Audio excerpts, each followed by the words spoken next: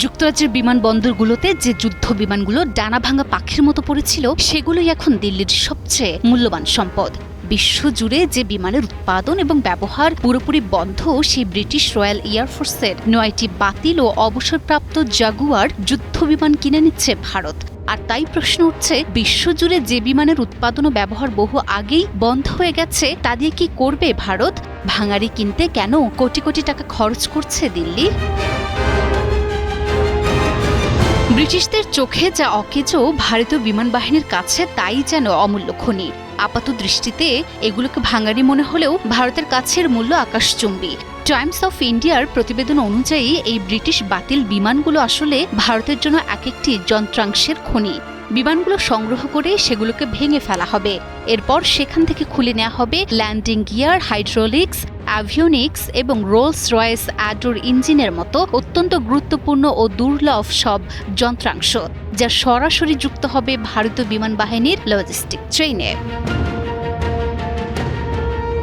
তবে অবসরপ্রাপ্ত বিমান থেকে যন্ত্রাংশ সংগ্রহের এই কৌশল ভারতের জন্য প্রথম নয়। টাইমস অফ ইন্ডিয়া বলছে, এর আগে ফ্রান্স, ওমান এবং যুক্তরাজ্য থেকেও একইভাবে বাতিল জাগুয়ার সংগ্রহ করেছিল ভারত। এমনকি ২০১৮ সালে ফ্রান্স বিনামূল্যে ৩১টি অবসরপ্রাপ্ত জাগুয়ার বিমান ও ইঞ্জিন ভারতকে উপহার দিয়েছিল। ওমানের সাথে উড্ডয়ন ঘণ্টা কম থাকা ২০টির বেশি ভালো মানের জাগুয়ার হস্তান্তরের চুক্তি হয়েছিল। কিন্তু প্রশ্ন, কেন এই অদ্ভুত কৌশল? উত্তর লুকিয়ে আছে ভারতীয় বিমান বাহিনীর এক বড় সংকটে।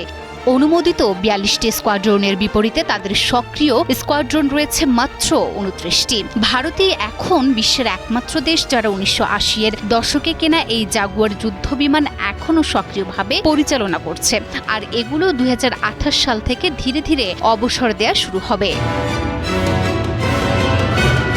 তাছাড়াও সংবাদ মাধ্যম টাইমস অফ ইন্ডিয়া জানাচ্ছে, গত এক দশকে ভারতের এই জাগুয়ার বহরের অর্ধেককে আধুনিক প্রযুক্তিতে রূপান্তর করা হয়েছে। এই ড্যারিন ৩ প্রযুক্তির বিমানগুলোতে যুক্ত করা হয়েছে উন্নত রাডার, যা একসাথে একাধিক লক্ষ্যবস্তু শনাক্ত ও অনুসরণ করতে পারে। সেই সাথে রয়েছে ভূখণ্ডের মানচিত্র তৈরি এবং ইলেকট্রনিক জ্যামিংয়ের দারুণ ক্ষমতা।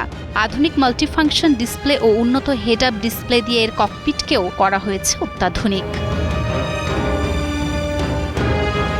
সময় এই জাগুয়ারগুলোর পুরনো অ্যাডোর ইঞ্জিন বদলে কোটি কোটি ডলার খরচে হানিওয়েল F125N ইঞ্জিন বসানোর পরিকল্পনা ছিল ভারতের, কিন্তু অতিরিক্ত খরচের কারণে পরে সেই মেগা প্রজেক্ট বাতিল করা হয়।